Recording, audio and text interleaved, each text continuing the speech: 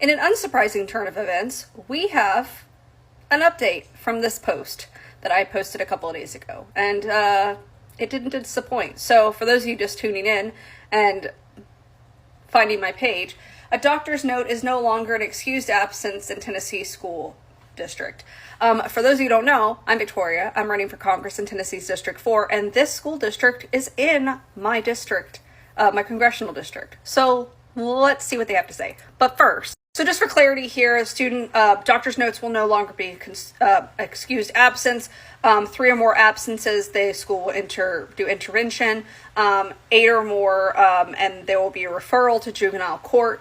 I want to highlight as well that this also, if a child comes to school sick and is checked out, they will be marked as tardy. This was a response to the school having a high, in attendance rate. And this was their bright idea. And now we have a comment from the school. Before I share their reasoning why, this was one of the things that I actually have a saved video of me talking about this, and unfortunately, that's the direction it went. So let's look.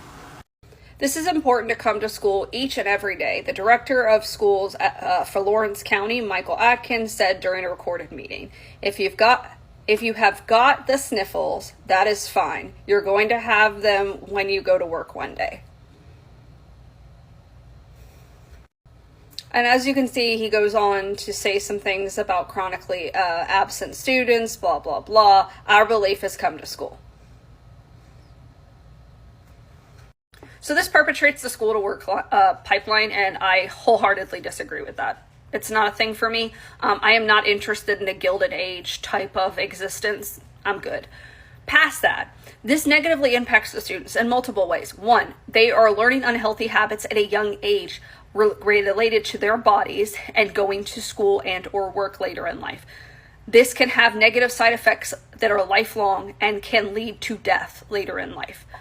2nd, this takes away their ability to get a proper education because they are worried about their existence and going to court, so they have to decide to go to school sick and or go to school sick and suffer the consequence of not being fully present, because we all know, and the science shows, that students who are sick, hungry, etc., are less capable of learning in those environments because they are sick and they are not at their best. So how can we expect them to get a proper education during that time frame? This negatively impacts the other students in the classroom, not only putting them at risk for disease, they are more likely to lose class time because the teachers are having to worry about a student who is not 100% there, and that takes away from learning. It also puts any child or person within the school at a higher risk who are immune compromised to getting exposed to more viruses, which will just, again, make that more impossible. Past that, any pregnant people who are attached to the school and or at home are more at risk of viruses. So we have all those aspects. But there's more, because why wouldn't there be? This has lifelong consequences. We know that there are viruses out there that leave lifelong consequences if not properly treated, and if you don't rest and take care of your body. Again, causing lifelong consequences and possible death. But wait, there's more. This negatively impacts the parents, because parents now have to decide if they're going to send their kids to school sick and suffer the consequences of making that decision as the adult in there, or they have to keep their kids home and face court later in the school year. That is not fair to a working parent.